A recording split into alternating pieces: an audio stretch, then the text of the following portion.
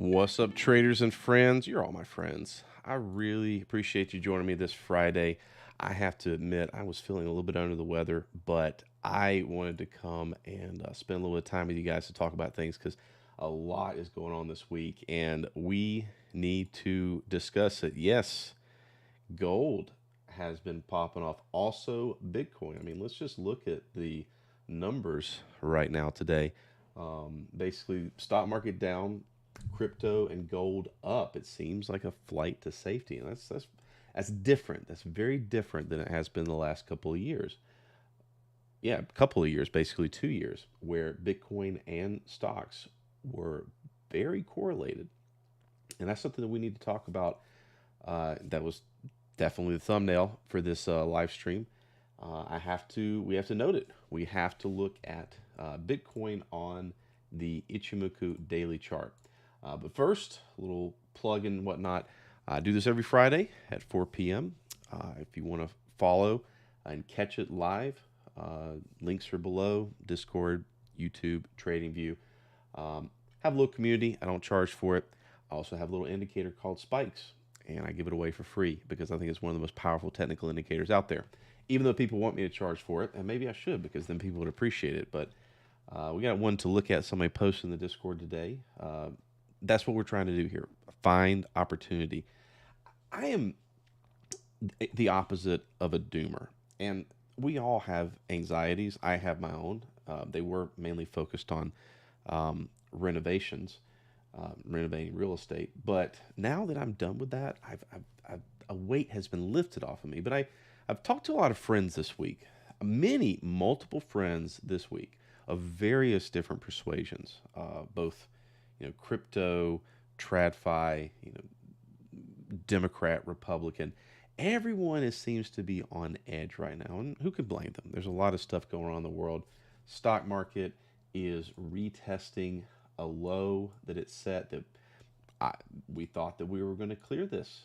We thought that October that was going to be the turn to get us back up to the bull side for the end of the year. Who knows? Who knows? We'll talk about it, and I'll give my assessment and everything right now. But I just want to start with a little anecdote. This is related to Bitcoin. I talk back and forth with a lot of Bitcoin maximalists because that's what makes up a big bunch of my friend group is Bitcoin maxis. Because I've been in Bitcoin for over a decade now, so I know a lot of them. Okay, and I wouldn't. I want to be humble and say that doesn't necessarily qualify me to be an expert on Bitcoin, but it does because I've seen all the bear cycles, seen all the winters. I've seen what happens. I've seen all the pumps. I mean, I didn't see the pump from a couple of cents up to $1. I missed that one, but I bought my first Bitcoin at $20, and then I saw it go down to $1.94. So I have seen 95% of my money in Bitcoin go away. It's all just a matter of percentages, really. And even though there's more people into it now, human nature doesn't change. But in that decade that I've been studying markets, I've gone from crypto and I've actually gone more back into traditional finance and just I love studying price action. I love to look at charts. I really love looking at charts, and I've settled on at least two and a half things that I trust indicators wise. And the primary thing that I use is 50% retracement levels.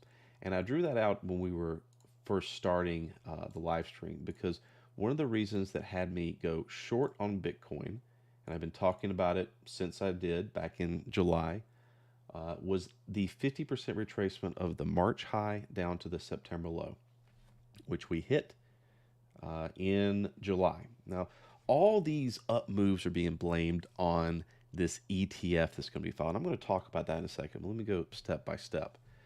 So the other method that I use, the 0.5, the second one is the spikes, but the 0.5 is using Ichimoku. This is what I've been studying for a decade now. I'm not saying I'm an expert, but I've looked at it for a decade. So one thing I've come to trust, and you can validate this for yourself on Bitcoin, let's just go back in time and look. It's very simple. We're not going to be too crazy with all the lines and stuff like that. Really, we only need to look at price versus the cloud,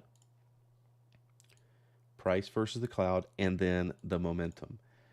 Now, when price cleared the cloud and momentum got out back in April of 2022, that was the signal for this big down leg that we had throughout 2022. Well, I mean, it started back here with this one, but we're going to keep it a little more to the point.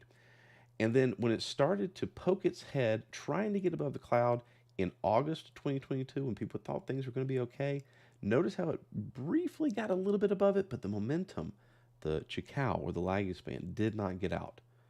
And that meant that that trend did not change to bullish. And then, because we didn't take that long, because we were patient, we were able to avoid the FTX collapse.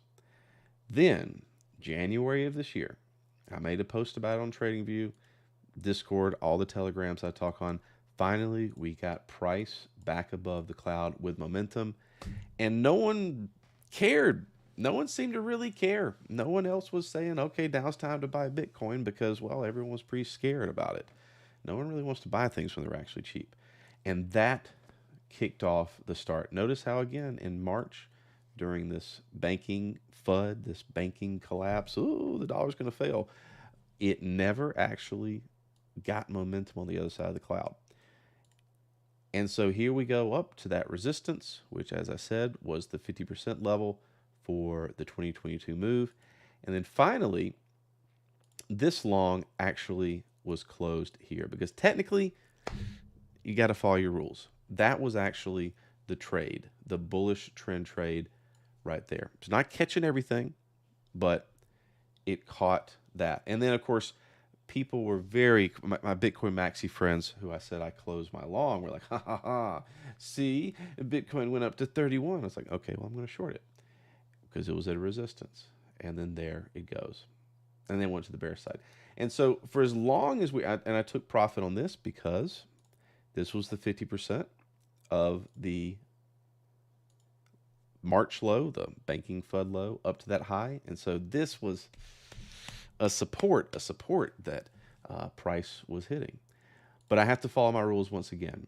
And so I am now with this. It's kind of crazy, this gobbledygook right here, but now price has crossed to the bull side once again. And so I can't be short. It's against my rules.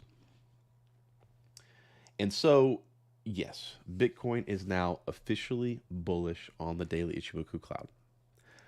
Do I want to buy it now? Well, first, let me, plug and tell you guys, if you have symbols to want to look at this, not Bitcoin or stocks, post them in the chat. This should be about the time when people are starting to filter in. And once again, I do this every Friday at 4 p.m. That's UTC -4 Eastern time. I had someone on TradingView ask me that because to be more international, that's why I say UTC -4, because then people know what time zone it is at 4 p.m. So yeah, get your questions.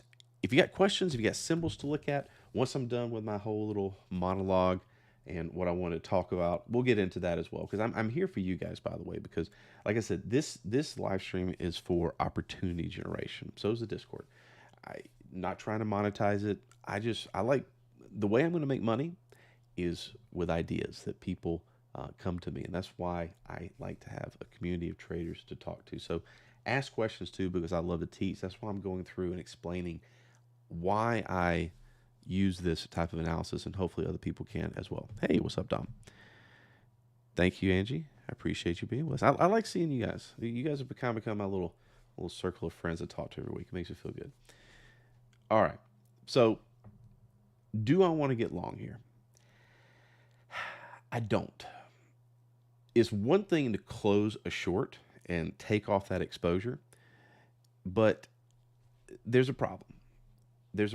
Number one, technical. The technical issue is if we use that same logic on the weekly time frame.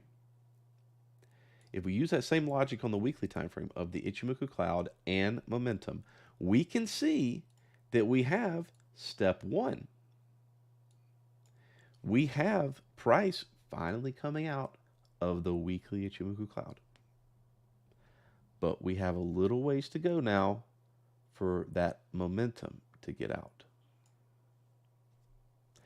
I am not someone that feels like I need to go jump into Bitcoin or else I'm going to miss it because this is a weekly chart. I firmly believe that if you just follow a daily or a weekly price chart, you're not going to miss the big moves. I mean, the move in the last move in Bitcoin that got us up to 65K. I mean, this is what it looked like when it cleared the cloud, when it became bullish. Is here. Here's a whole week. Well, let's just go week by week. This is a weekly chart. So when did that rule become true? It's wonky, but price above the cloud, yes. So it became true on that week. Then you had that week to respond, that week to respond. Hey, there was even a pullback trade that you could have taken with the trend being true. Bear in mind, this is 3 months before finally in October it decided to launch up. So 3 months is plenty of time for you to capture it if you're using a weekly analysis. So I'm content to wait. I'm content to wait until Bitcoin clears this major July high, which again was a resistance. And that would be a close on the weekly above it. I'm content to wait. That's technical. Now, let's talk about fundamentals because I like to say that I don't trade on fundamentals, but fundamentals are fun to talk about basically. But there is something important going on. It it would behoove me to recognize that whenever we have one of these pumps, these crazy spikes like we had this week that actually created this bullish condition, this was on Monday of this week, it was on some rumor about a Bitcoin ETF about to be filed. And I'm sure if if you've been casually glancing at the financial news around crypto, you know that there are multiple ETFs that are going through the SEC. A bunch of different companies, BlackRock included, are sitting there like the Dickensian, please sir, may we have an ETF? Why we need a ETF for a decentralized, non-governmental currency that's supposed to fix the problems of the dollar and tyranny. I don't know, but that's just what people want because they want to be rich. They want this ETF to be launched so that, ostensibly people will take their cash out of their retirement accounts and like, oh, well, I'm a stupid boomer. I don't know how to buy crypto, but I know how to buy an ETF. So I'm going to buy me a Bitcoin ETF and I'm going to put all my boomer money into it. So all these Zoomers and millennials that bought it at 60K can finally be as rich as they thought they were going to be. That's what really people think. That's what people actually think is going to happen with this ETF. But I've said it multiple times. There is a analog. Is that the word for it? There's a similar example of something that happened. And I've cited it multiple times on this live stream because I think I'm cursed sometimes with a bad memory. I remember lots of things that have happened in Bitcoin's history, or in history in general. I'm a history nerd, I guess you could say. But December the 17th, 2017, 12/17/17, was a Sunday night. And on that Sunday at 5 p.m. Eastern, that's when the futures market opens. And it was the first day that the CBOE, the Chicago Board of Exchange, opened Bitcoin futures. Everyone was looking forward to that.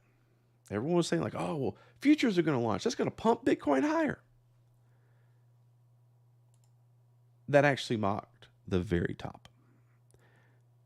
So while it's not apples to oranges, it's apples to pears. But it's still TradFi integrating with Bitcoin, it is not readily apparent to me how that is bullish. In fact, history shows it's actually bearish.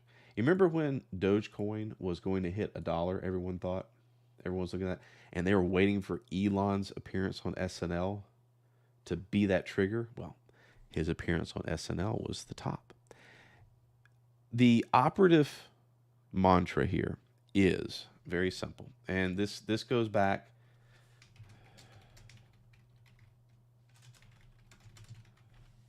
This goes back 100 years or more. This one of the books, when people ask me what book should I get to get into trading, is Reminiscences of a Stock Operator. Very good. Get the I like the historical annotated footnote version for all the little historical references, but it's really cool to read the quotes from traders and people on the floor of the stock exchanges in the 1920s, 100 years ago.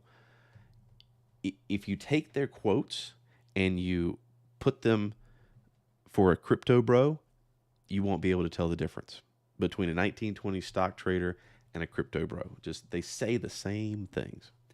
And so there's nothing new under the sun, especially in markets. And so the adage, buy the rumor, sell the news, has been around for as long as markets have been.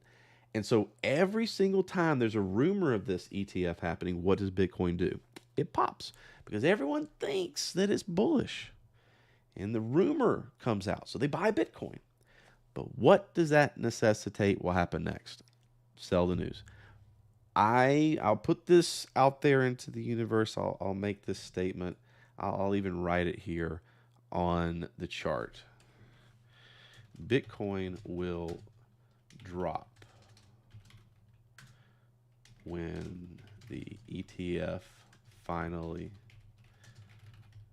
launches. That is my prediction. It makes, as a contrarian, because everyone assumes that it's bullish, it makes absolute sense to me. And so that's the other reason that as my trading rules dictate, that I close the short. I mean, I'd like to keep the short on because I still think that Bitcoin is going to be in a crypto winter into 2025. I still believe that. I am putting a date on that. The reason for that is basically that's when Michael Saylor starts to get liquidated, which would be an excellent time to buy Bitcoin when he has to dump his Bitcoin on the market. But now all eyes are focused on this ETF, and every time some little news comes out, Bitcoin pumps, it's going to dump. It's just watch it. Just watch it. But really and truly, as a trader that knows how to click on the W button, that doesn't sit here like on the 1 minute and the 5 minute like some new first year traders do, the fact that I can use this super powerful OP tool, which is the weekly or the monthly, it can basically tell me that, well, really what's going on right now in the grand scheme of things is we're still in the range. We're still caught in the range. And so breaking that high is a major, major signal that this thing could go bullish. But, what's actually more likely is that we just continue to range. Everyone thinks that this 2-3% day, oh man, the Bitcoin maxes, they're so happy today. They're so happy, but it could just keep on doing this number. It could just keep on going up and down, up and down, up and down. Who knows? Who knows? I know what my if then is going to be. And if it breaks that high, that's the time to go long. But if it comes back and breaks these lows, watch out. If it breaks the lows, then I'm going to be a little miffed that my rules got me out of the short, because what we need to presume, all else, is that this was the resistance and it's coming down to retest the low at some point. That's what I'm operating on unless it breaks that resistance. And that's what we should assume. That's what we should assume. I mean, we know what to do if the situation changes. It makes sense to me. I've been doing this a long time, and I'm trying to articulate in a way that other people can make use of it. But let me share another anecdote from this week. It actually goes back a long time because I basically on a little local group. I don't go on Twitter and try to get 100,000 followers because I'm not going to tell people that Bitcoin's going to moon and the economy's going to collapse. That'll get you lots of followers if you just say that every day. I mean, goodness gracious. I was on my YouTube recommendations was this YouTube channel Game of Trades, and every single one of his thumbnails. Let me pull it up. I'll plug him. I mean, I I think it's dumb. I think it's dumb that this is what you can do to be successful. Um, every single thumbnail is history is repeating worse than 1929. History repeats. It's literally all the same thumbnails. But I remember back in 2020, I think he started his channel. Well, he started in 2017. Okay, props. But I remember in 2020 and 2021 when the stock market was ripping, every single video that he would put out, I think maybe weekly, maybe even daily, every single video. I mean, he's just hammering these videos, really playing the algorithm because he's basically just making things about fear. I mean, 2 years ago, basically as long as things were going up, to report on bad news, to sell fear gets a lot of clicks. Okay. What I tell my friends, you all are my friends, because I'm not trying to talk to thousands of people. And the same thing I'll tell people personally. I had a friend of mine hit me up today saying, like, I need to sell all my stocks. Biden's going to ruin the country. I'm like, okay, well, like, I know a bunch of people that sold all their stocks when Trump was elected. The president doesn't have any effect on the economy or the stock market. I hate, if you didn't know that, I'm telling you that. They take credit when it's good and they take blame when it's bad, just like gas prices, but they don't actually do anything about it. It's just chatter. It's just chatter. But like I said, coming into this live stream, people seem kind of on edge this week. And I talked to a lot of, Bitcoin maxis who just poo-poo technical analysis. Like, I'm just going to DCA an auto because I don't want to miss it. And I'm not going to sit there and watch a chart. I think all that's just astrology for men. Maybe it is. But the irony I find in that is that they'll poo-poo something that I have demonstrably multiple times this year in the past shown that price action can predict the movement of Bitcoin. I've shown it to them. And then they still like, oh, well, that's just, you're just lucky. Or, you can't do that. But they will sit there like someone did today, today actually, and they'll post something like, oh, the treasury yield, the 1 year treasury yield is 5.4%. It's the highest it's been in 20 years. And hold on a second. Let me bring up a chart of 1 year treasury yield chart. Where is it? They'll bring up a 1 year treasury yield chart. There we go. One of these things. Or they'll bring up some other, one of these Fred charts that shows something like the balance of account of the Fed, or remittances. What was it that he brought up today? Hang on a second. Yeah, these same. Can I paste this in here? Let's see. So sorry, I have to use this to paste really quickly. But they'll post something like this, like the liabilities in capital, and like, oh, the chart went off the. They'll spend hours posting charts about inflation, about economic data, and all reaching the conclusion that the dollar is going to fail and the economy is going to collapse. And what's ironic to me is that you're going to poo-poo me looking at a chart, having a track record of success of predicting these movements, and then say that that's impossible.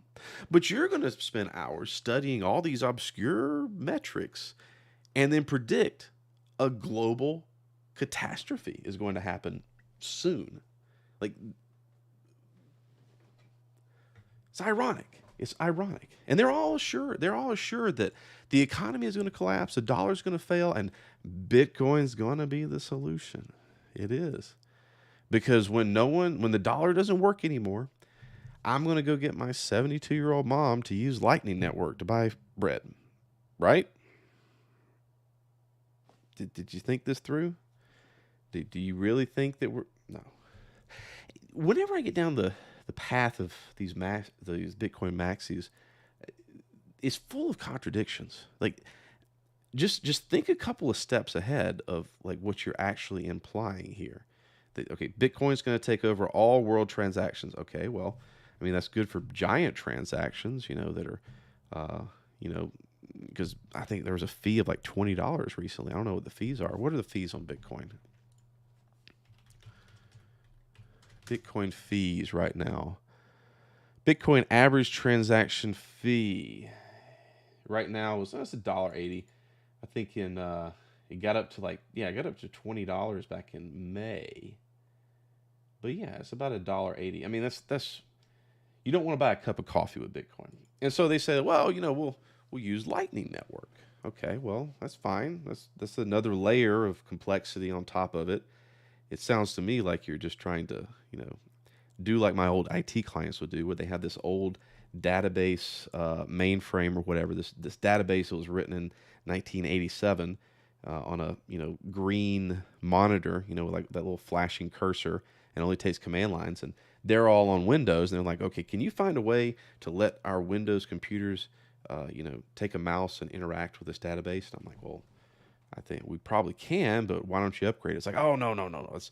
That's too expensive, and frankly, we're too scared to turn this machine off. We're afraid that the warehouse might not run anymore. And so it's that same IT like mindset has been applied to Bitcoin. That's the Lightning Network.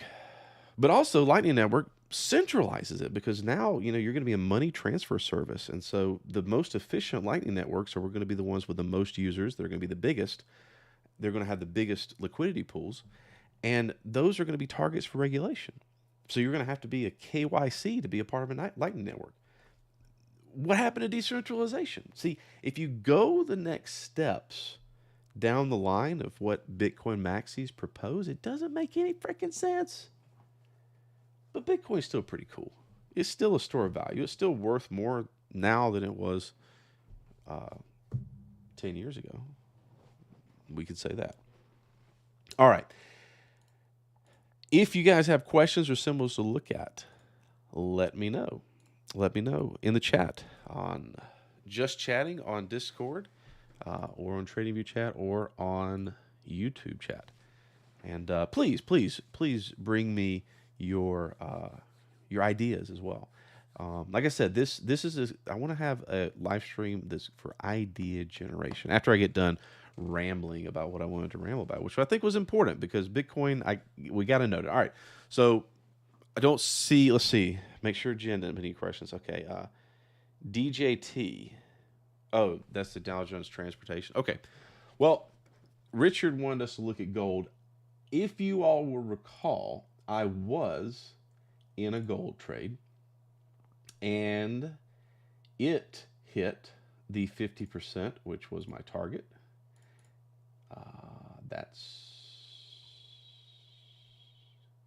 That's these futures adjustments on TradingView are messing me up. All right, let's just use GLD, because that's actually what I used to express the trade. I didn't actually go into short gold. Okay, so yes. So what happened on futures in May of this year? That was when if you go back to my May live streams, you'll see it. It did a false breakout where I have the circle. Let's just clean it up. Price did a false breakout of the March high, which was also a hold, basically, of the the August 2020 high. It was on the daily. Yeah, here we go. Here it is, a spike. Again, the second thing I trust in my technical analysis. Spikes false breakouts, essentially. Basically, price came up to a high. Let's just put this in context. This is what it looked like in May at the close of the week. If we pulled up the May the 5th live stream, that Friday, then I would have been noting that. And then coming into the next week, put on a short in GLD when it pulls back to this red line. And my spike indicator, which is free, by the way, if you just send me a message on TradingView, it basically shows me, okay, I'm going to take a little small ATR clearance, average true range, just give you a little buffer of a stop above that high. Because if it actually breaks that high, it's not a false breakout, it's a confirmed breakout. And these two crosses down here are just multiples of this. Like this is the one risk unit, and this is 2 to 1, and this is 3 to 1 reward risk. Very simple. And what I want to do, this is my rule, I want to make sure that 3 to 1 lets me get back down to the 50% level. And so that's the start of the trend in November. Sometimes it can be a little hard to spot, but this is clearly where the trend started. Up to that high, and bada bing, bada boom, 1850. So the trade was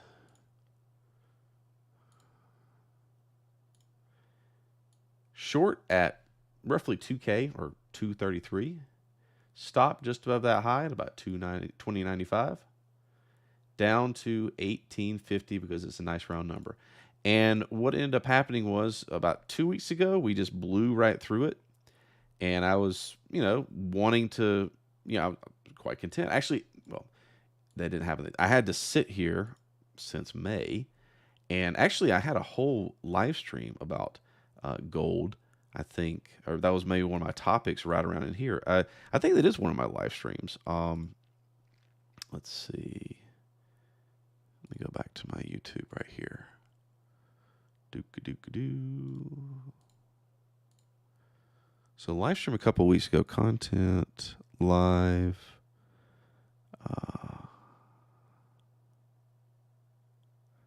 What was it?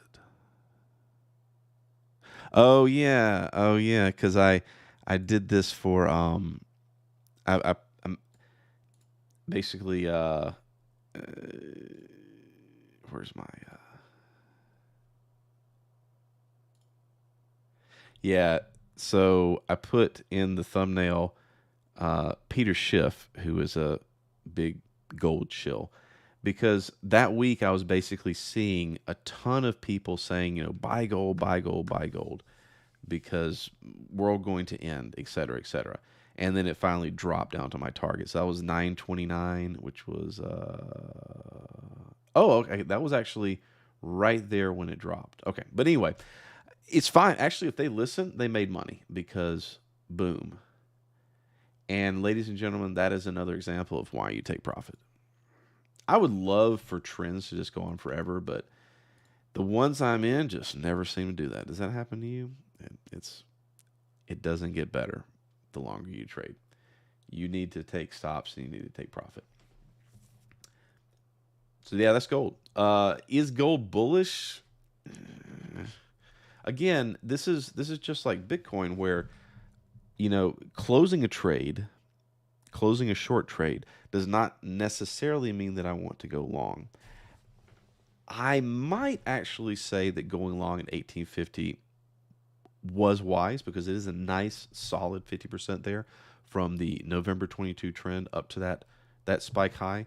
If we go out to the weekly, I mean, again, hey, what did gold hold on the weekly from August 2018 to August of 2020?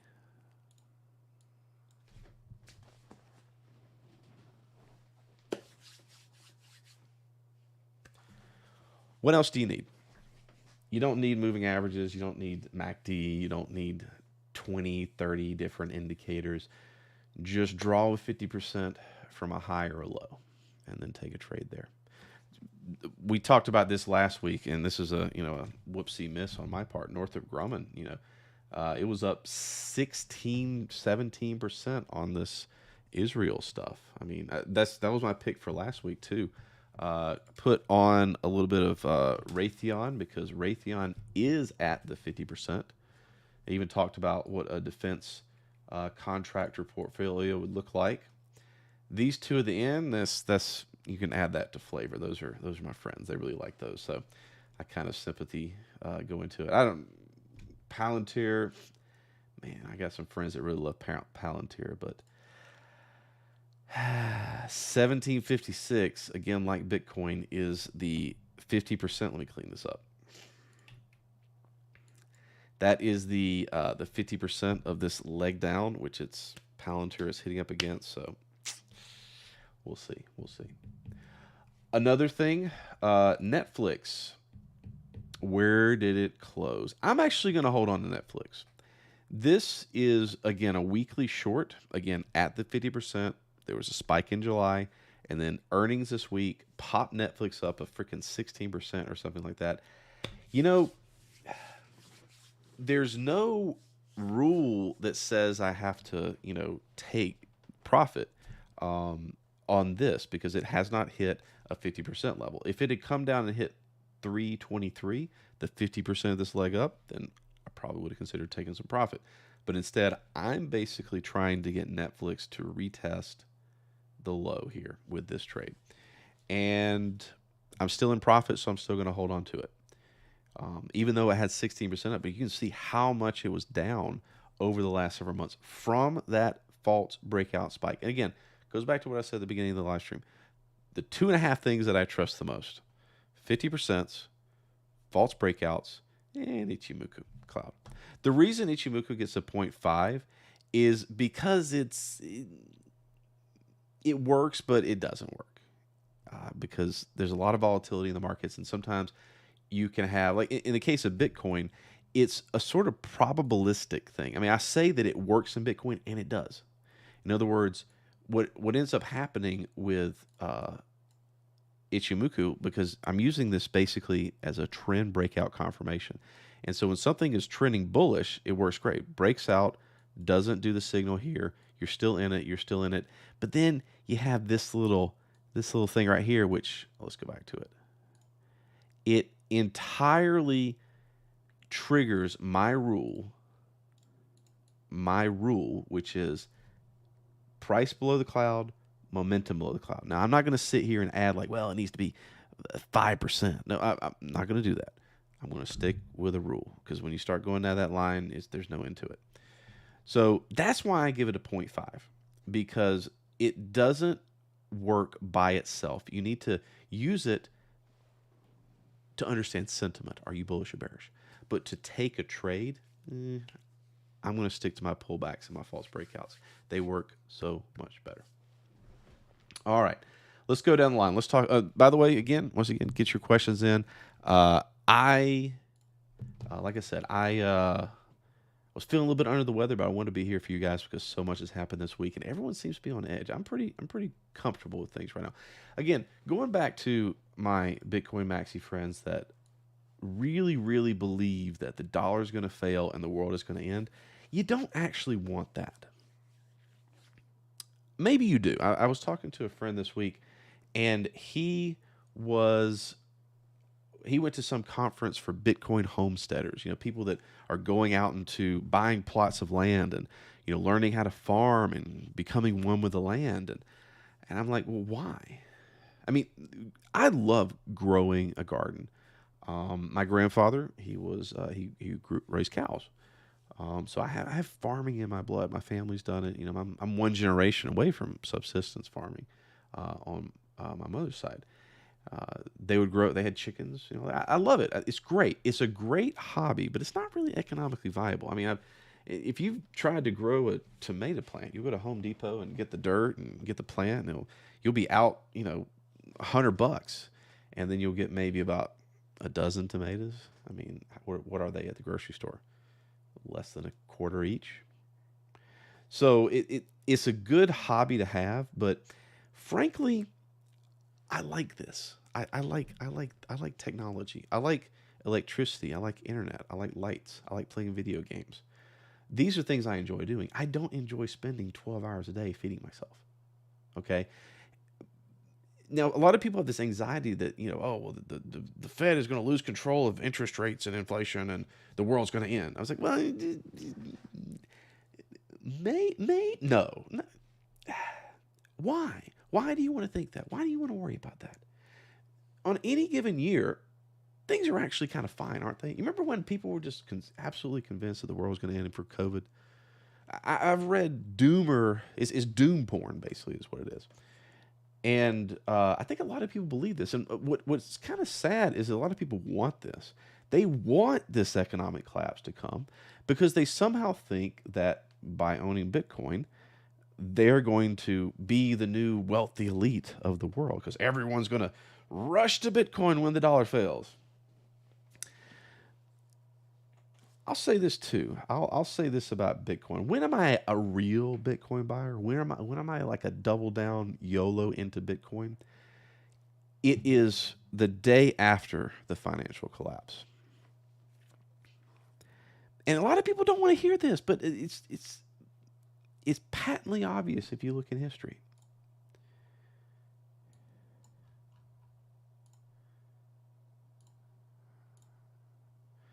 COVID.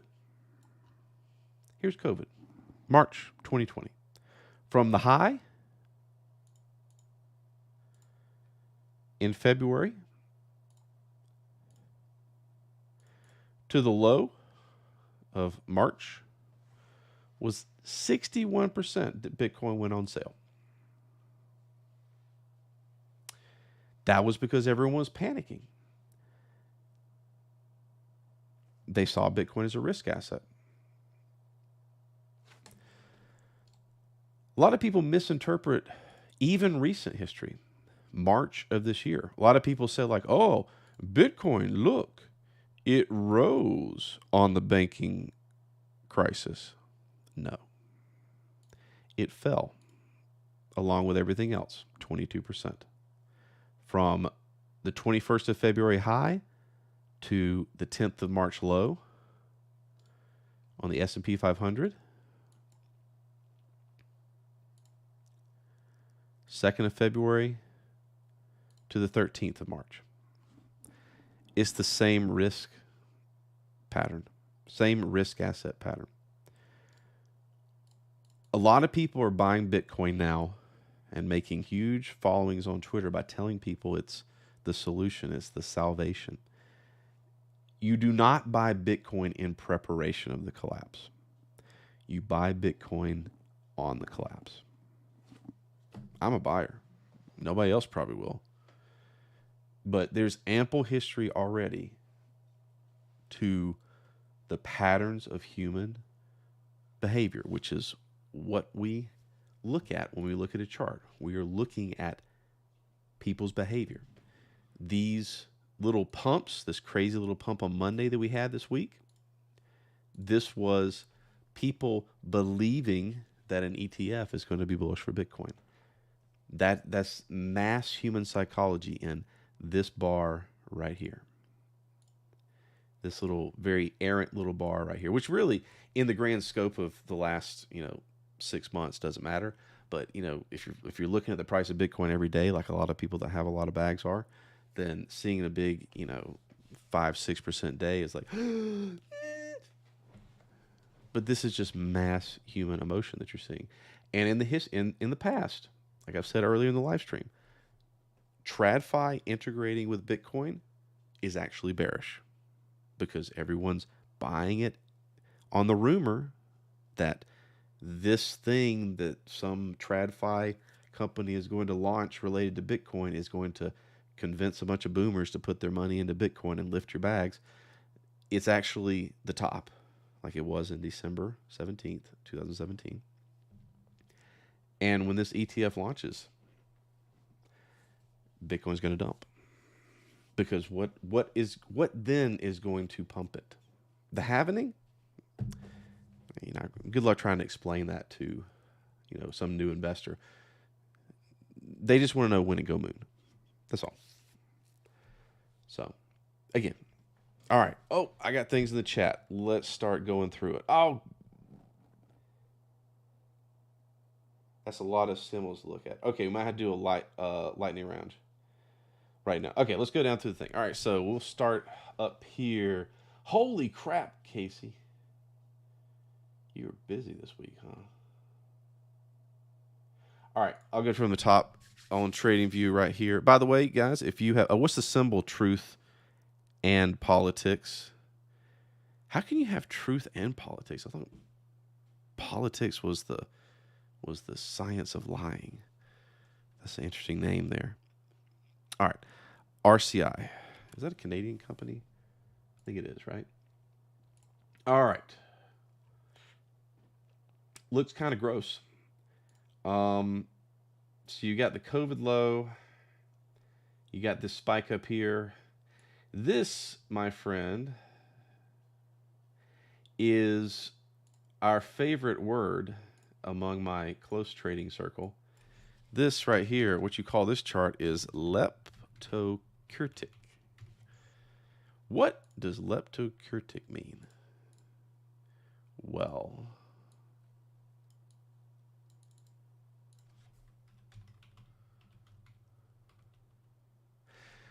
of a frequency distribution or its graphical representation having greater kurtosis than the normal distribution, more concentrated about the mean.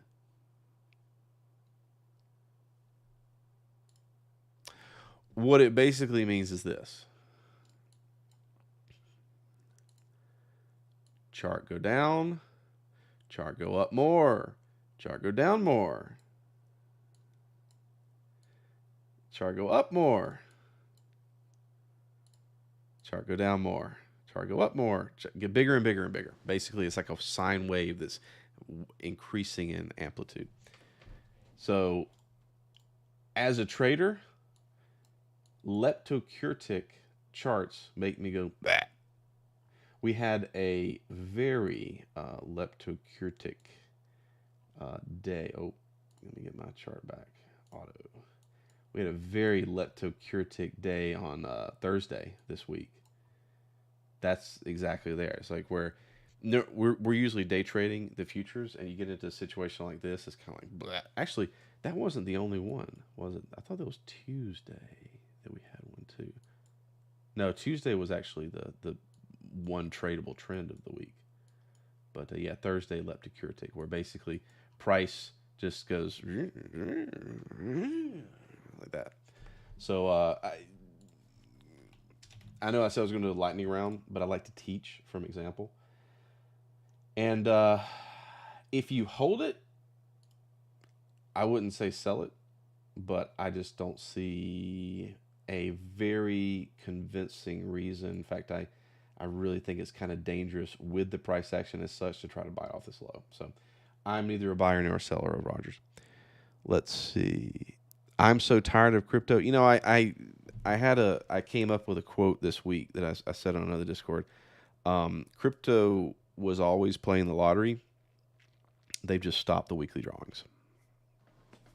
That's what's happened. That's what's happened to crypto. Always been the lottery. That's oversimplification. I know it's more complicated than that. Trust me, but it's funnier to say it that way.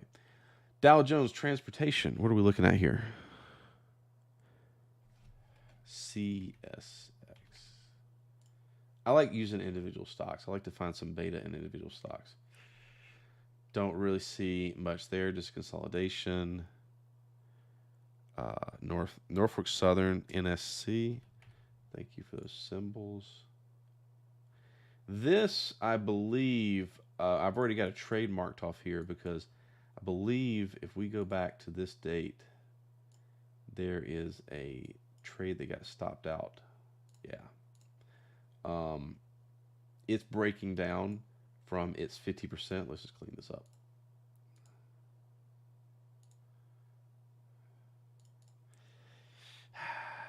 That's not good.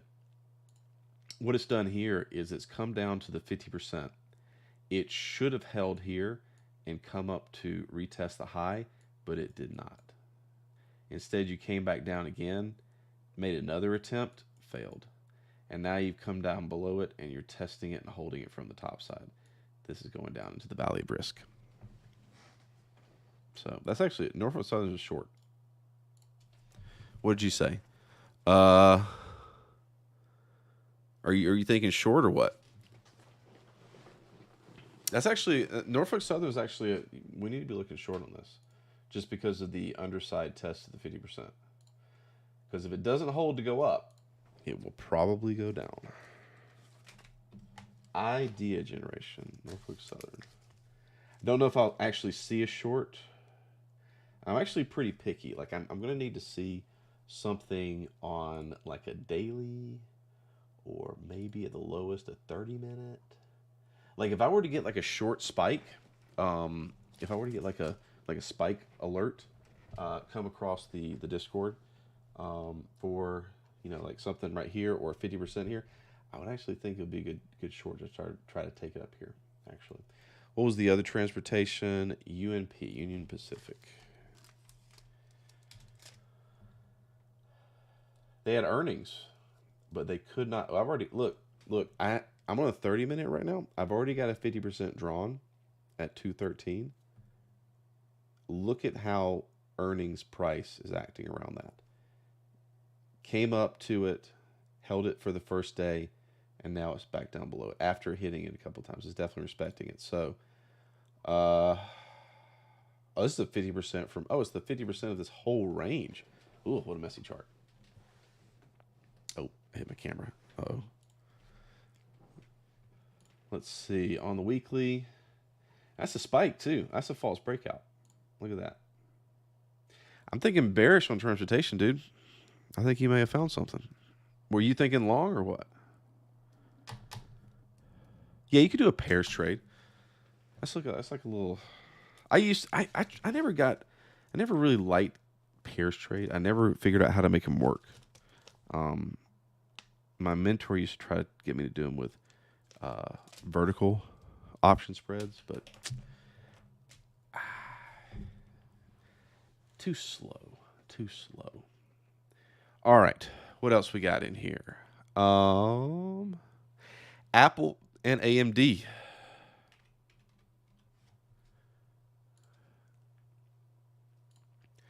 Apple used to drive the stock market. I think it's coming down. I mean, if I didn't know what it was, if I didn't know it was Apple, if I was talking about it objectively, then I've already got it mapped out right here. Basically, it should have held the the past all time high. It should have held it to go up. That's what it should have done.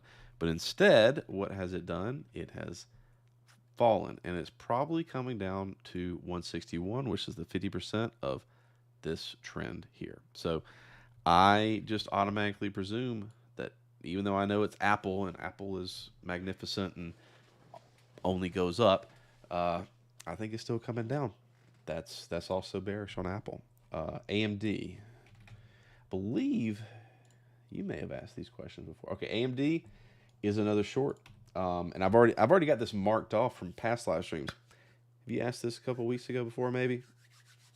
My opinion has not changed. In fact, you see, I've already got it marked off because what it's done. I'll clean it up now that for posterity. You see, I talk about this often. Again, we have this trend down, high, low, easy to draw 50%. It broke above it and came down, tried to hold it, but now it's come back down and it's testing it for resistance. And a couple weeks ago, again, because this is a weekly, on some live stream, someone came in here because that's why I have it marked, and it had just held this, and I was like, yeah, no, that's bad. That's bad that it came and held it here in the week of September, the first week of September. And once again, it came back to this 109.51 and held it. That's not good. That's not good. That is hitting resistance. That's bearish. All right. Well, let's see what Casey's got going on here. All right, let's see. EXR. Short.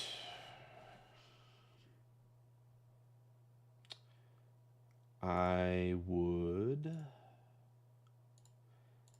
conservative target because you've already broken. Oh, this is a good short. I like this a lot. I like the technicals on this because you had a nice floor right here at a past all-time high of 2019. Um, yeah, I guess people really thought that storage spaces were going to be really popular, or I guess they were in 2020. Man, that's a big fall. What, did people stop paying for their units? That's weird. Anyway, yeah, that's a good breakout, and you might have. There's some lows right there that you might want to. It might flirt with. What we got here? You're shorting it at 108, 118, 91. Yeah. Just be careful of these lows right here. But I think probably it's more trying to go for this major low now that it's already broken the trend. Yeah. All right. IEX. And I am starting to get headaches, so I'm going to try to go through these pretty quick. IEX, short entry 191. I don't think I have the right chart. It's not Indian Energy Exchange. Iridium. Now that's cool. You used to be able to see them in space, the satellites and stuff like that. Goodness gracious, that's a big fall. You almost have to go all the way back. Let's see. It's going to be kind of like Amazon, where you have to go back like 20 years to find the 50%. Yeah, I would say you got a lot of short stuff right here to watch out for. Your target is 33.92 or 33.92. Yeah, I mean, you're basically trying to get it somewhere in this range right here. Could be worth the risk. Darling Ingredients. What do you have, like a scan that just looks for breaking 52-week lows? Where's your 50% on this one? COVID low, all-time high. Broke it. I like that one the best. This is a darling of a trade. That's breaking into the value of risk. The only thing I'd be worried about here, your stop is at 47.98. So the problem with a stop at 47.98 is that just like with AMD, or in the case of what was that? What was the transportation stop? Norfolk Southern. So Norfolk Southern, if you had taken this as a short breakout, notice what it's done. It's come back up to retest that major level. That's why I noted it, and I also talked about it in AMD, where it broke the level and then pulled back again to hold that level.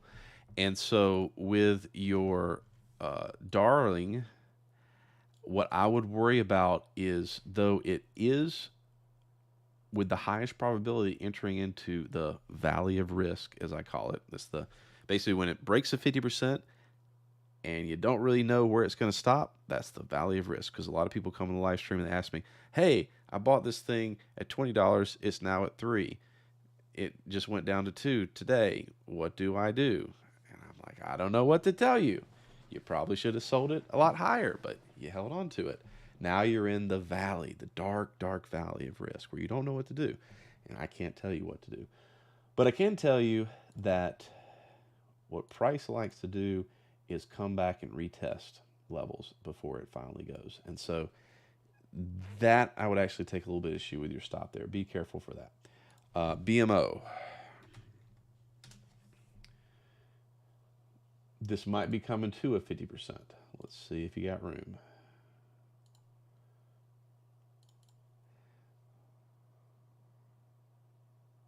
$77. BMO 77.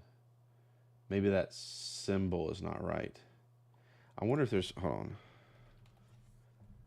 Is it Boston Materials Limited maybe?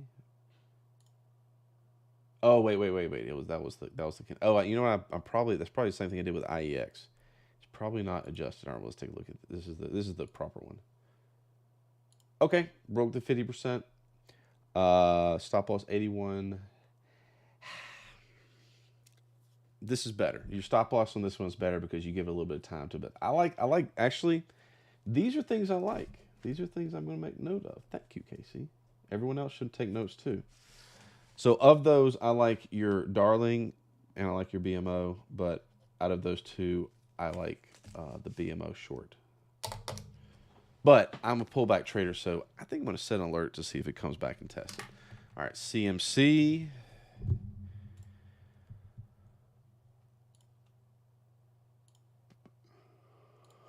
You got plenty of room to come back to the 50%. All right. I'm good with that. Price action. Let me go through, see. I like that one for just the free reign to get down there. This, again, I like to be conservative with that Tinkins and Turn. 53. Oh, wait, hold on. BNS. On the nice. I guess those are in Canadian dollars and the other one.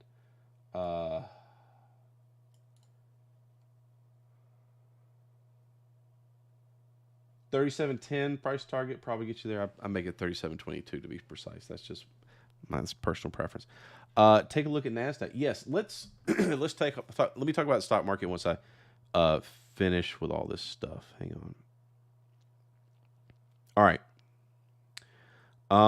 Let's see. Yes, Peter.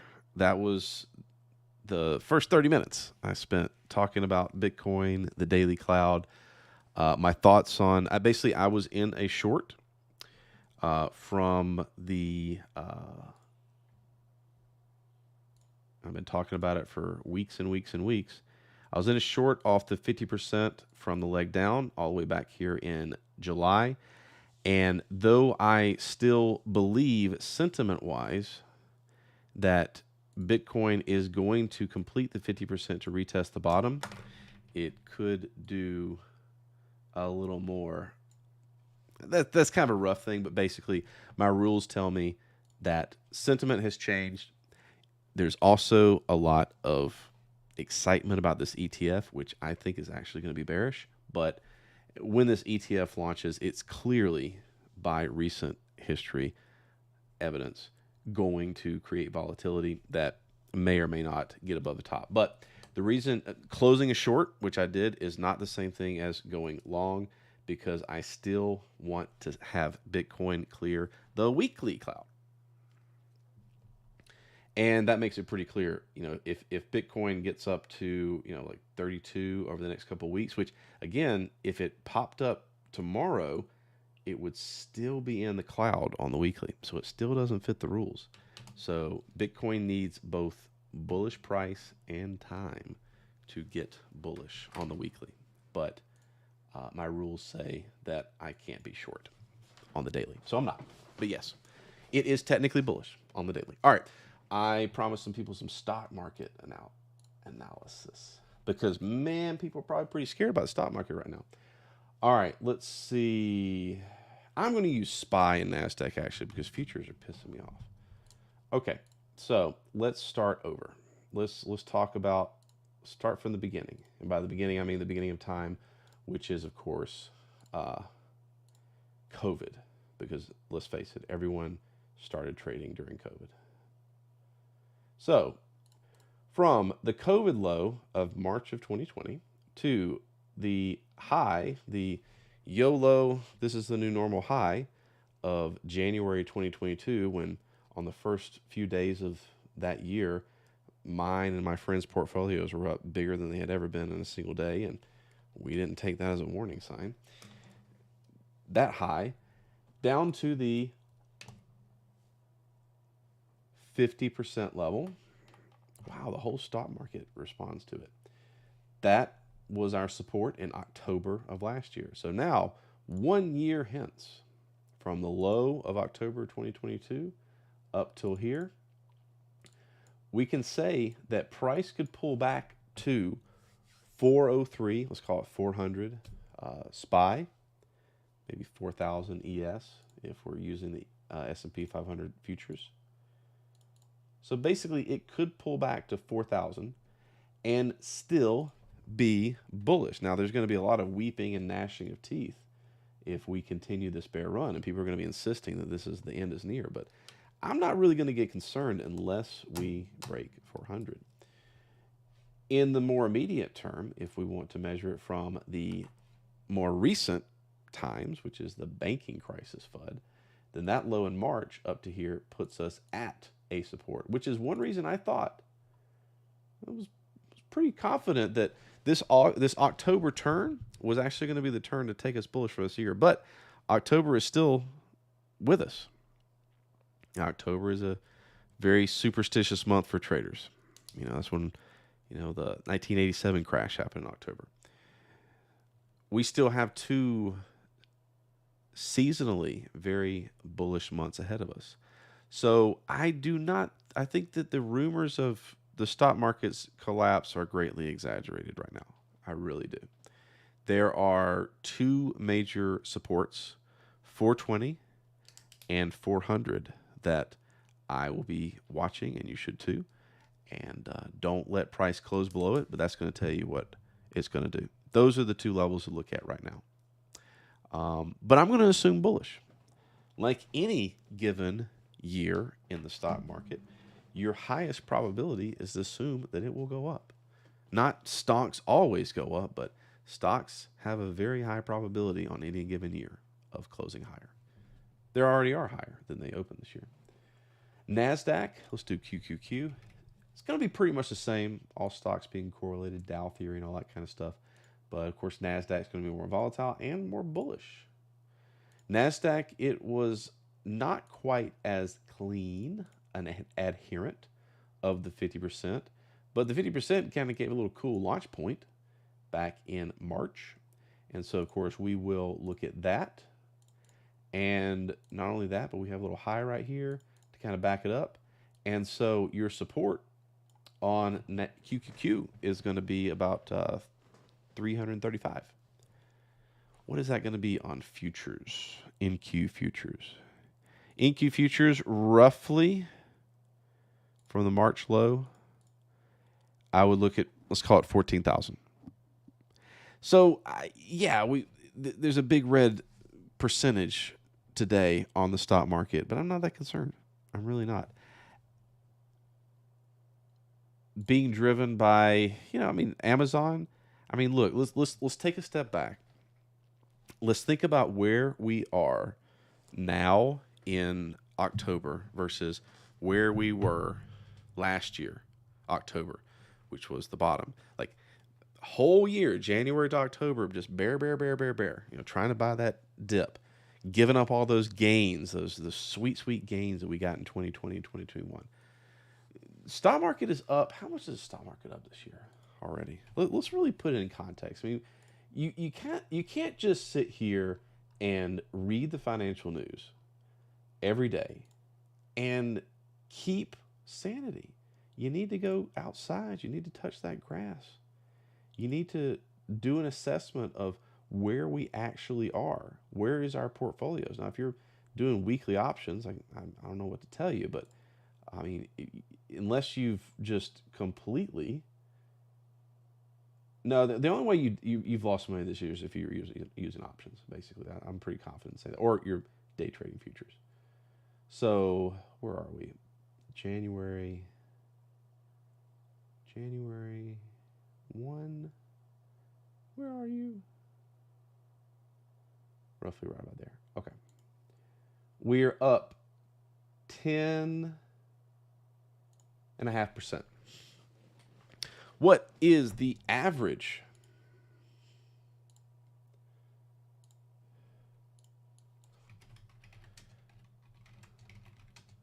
What is the average stock market return? About 10% per year. With all this hubbu, we're basically at the average. That actually seems a little bit high. Average stock market return in increase. I challenge that. I think it's probably more about 60. Oh, okay. Well, when adjusted for inflation, 67%. I had in my head 7%.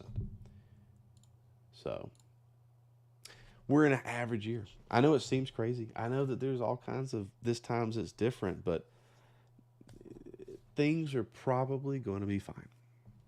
Probably. I mean, I'm not just saying that flippantly. I'm saying probably, as in probabilistic. The probability is that things will be fine. Stock market go up, world not end. You think about it. The world hasn't actually ended. In many many years. It depends on how deep you are into the zeitgeist of the fall of empires and Ray Dalio saying that the 250 years is about all you can get. It's fine. It's fine. Namaste. Peace be upon you. Assalamu alaikum. Can you analyze Deutsche Bank? Truth in politics. What's the symbol? I need a symbol. I don't know that off the top of my head. You used to be an activist. You mean you used to be in your 20s and you used to believe that you could bring about change in the world if you got active in politics, right? And then you got into your 30s and you realized that the only people in politics are egomaniacs and no one actually wants to change anything. You used to be. You grew up. USO. I used to be in politics too. I actually originally was going for a political science degree in college. And I did something equally worthless. Business. Let's see. USO. Oil bullish. This is a good proxy for it. Hold on. So let's not use the ETF. What's the index? Because I don't like using futures anymore. Oil index. Hold on. Usually I would use CL. What's that? What is that symbol for oil that we use? Yeah, I need to check UNG. Well, no, we can look at it. UNG should be up. What's the symbol for oil that we can use to get it? XOM, yeah. All right, fine. I'll use CL. So basically CL, and we can't. It's hard to use because we have the April 2020 oil being less than free. But if you measure it from zero, the 50% of oil was 64.98 XLE. No, that's the energy sector. Basically, on a longer term, oil hit a 50%, major 50% in the early part of this year, and solidly held it. B&O. Yeah, that's right. That sounds right. So this one, is that the one? No, that's okay. Wait, hold on. No, because there's one that works. It looks just like CL, except it doesn't have this big spike. Anyway, what oil has done and what USO is going to do in tandem. That's why I'm using the underlying instead of the fund, because the fund, or any kind of fund, it's going to be a product, and what they're going to be doing is they're going to be trading futures contracts. They're basically, when you buy into a fund like USO, I'm kind of butchering it basically because I don't know exactly how they work, but they have traders, and they don't sit there and YOLO on GME traders. They sit there and do a very specific strategy of taking a futures contract, selling one against it to hedge it, and then rolling it every time the expiration comes about. And so there's a lot of different cost and inefficiencies built into it, but you get to kind of play oil without having to do the futures yourself. And so that's the benefit of USO. But if I'm going to analyze the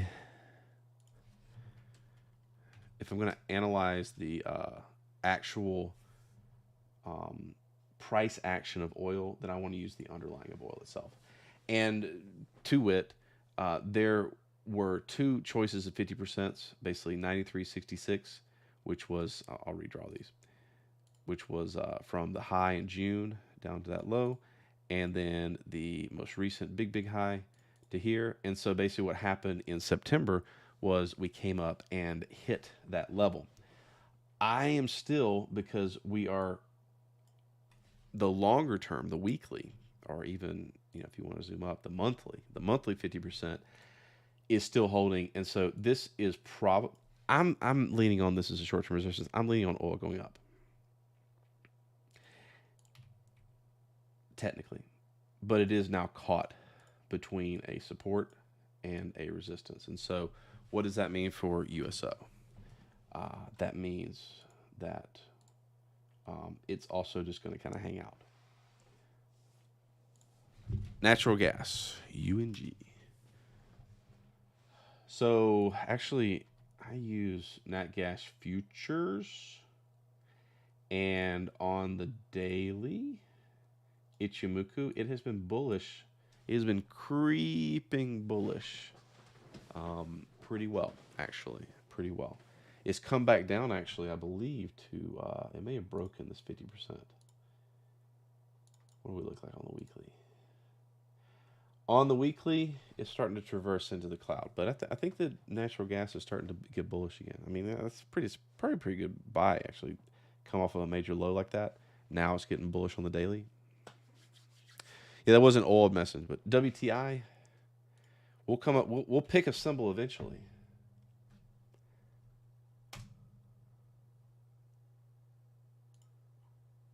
I think this is it. Yeah, this is the one that. Yep. Thank you. You know what? Hold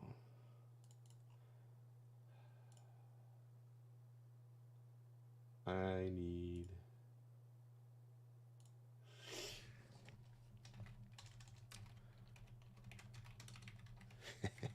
Symbols to remember list. And I'm going to add WTI to it. Booyah. Where's my other symbols I need to remember? Oh, well. All right, let's make sure I get everything. Well, I think I got through all the list, and it's past 5. I actually thought I was going to have a short, but you know, I enjoyed spending time with you guys, and you guys helped me through it, so I appreciate it. Hope I gave you guys something to learn and a little bit of insight into how to better manage your Bitcoin exposure. As always, I do this every Friday, 4 p.m. Eastern, UTC -4. You can join the community on Discord, follow me on TradingView, or on YouTube. As always, trade wisely and have a great weekend. Thanks, guys. Oh, one more, AMX NYSE. Hold on. I'll do one more. See? I'm like that. AMX, American Mobile. Last symbol. April to the high here.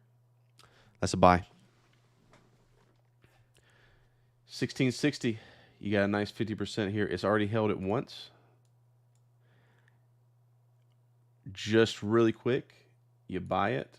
All you need is like a little stop to clear those lows. Shoot for the high. And you got a nice trade right there. I don't know if it's going to work or not, but there you go. All right, everybody, trade wisely. We'll see you next week. Bye-bye.